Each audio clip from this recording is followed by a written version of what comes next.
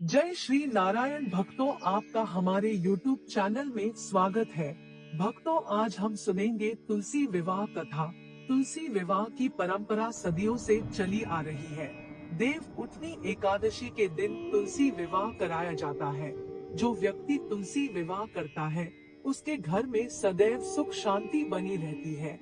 अविवाहित लड़कियों को अच्छा पति मिलता है। परिवार पर किसी तरह की बाधा नहीं आती, दुर्भाग्य दूर हो जाते हैं।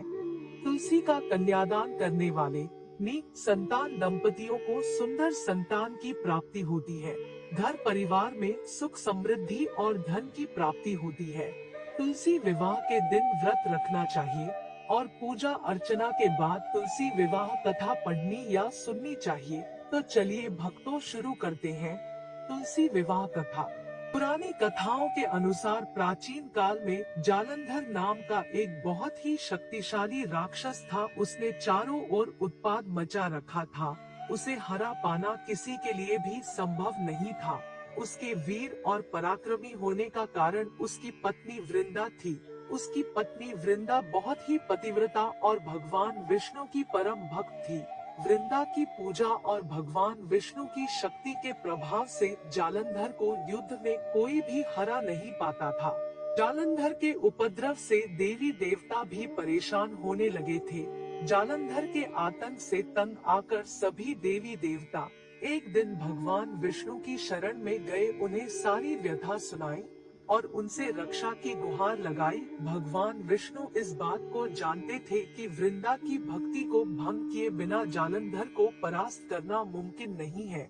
इसके बाद समाधान यह निकाला गया कि क्यों न वृंदा के सतीव को ही नष्ट कर दिया जाए। तब भगवान विष्णु एक ऋषि का वेश धारण कर उस जंगल में जा पहुँचे, जहाँ वृंदा अकेली भ्रमण कर रही थी। भगवान विष्णु के साथ दो मायावी राक्षस भी थे। इन राक्षसों को देखकर वृंदा बहुत भयभीत हो गई। तब ऋषि बने भगवान विष्णु ने दोनों राक्षसों को पल में भस्म कर दिया। ऋषि की शक्ति देखकर वृंदा ने ऋषि से अपने पति जालंधर के बारे में जानना चाहा। वो भगवान शिव से कैलाश पर्वत पर युद्ध कर रहे थे। वृंदा की बात सुनकर ऋषि ने अपनी माया से दो वानर प्रकट किए। एक वानर के हाथ में जालंधर का सर था तथा दूसरे वानर के हाथ में जालंधर का धड़ था। अपने पति जालंधर की यह दशा वृंदा से देखी नहीं गई और वह मूर्छित होकर गिर पड़ी। जब वृंदा होश में आई तो उन्होंने माया रूप धारण किए भगवान विष्णु से हाथ जोड़कर विनती की कि वह अपनी माया से उनके पति जालंधर को जीवित करे। वृंदा की बात सुनकर ऋषि ने अपनी माया से पुनः जालंधर का सर धड़ से जोड़ दिया और स्वयं भी भगवान विष्णु उसी शरीर में प्रवेश कर गए। वृंदा को इस छल का तनिक भी पता न चला। जालंधर बने भगवान विष्णु के साथ वृंदा पतिव्रता का व्यवहार करने लगी, जिससे वृंदा का पतिव्रता धर्म टूट गया और राक्षस जालंधर की सारी शक्तियां खत्म हो गयी। बाद जालंधर युद्ध में मारा गया। जब वृंदा को भगवान विष्णु के छल का पता चला तो उसने भगवान विष्णु को पत्थर का बन जाने का श्राप दे दिया। अपने भक्त के श्राप को भगवान विष्णु ने स्वीकार किया और शालिग्राम पत्थर बन गए। भगवान विष्णु के पत्थर बन जाने से पूरे ब्रह्मांड में असंतुलन की स्थिति बन गई। देख देवताओं ने वृंदा से भगवान विष्णु को श्राप मुक्त करने की प्रार्थना की। देवताओं की प्रार्थना पर वृंदा ने अपना श्राप वापस ले लिया।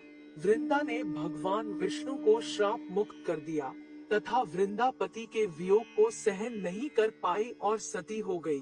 जहाँ वृंदा सती हुई वहाँ उस राख से एक पौधा उगा, जिसे भगवान विष्णु ने तुलसी का नाम दिया। भगवान विष्णु ने कहा, है वृंदा, तुम अपने सतीव के कारण मुझे लक्ष्मी से भी अधिक प्रिय हो गई हो।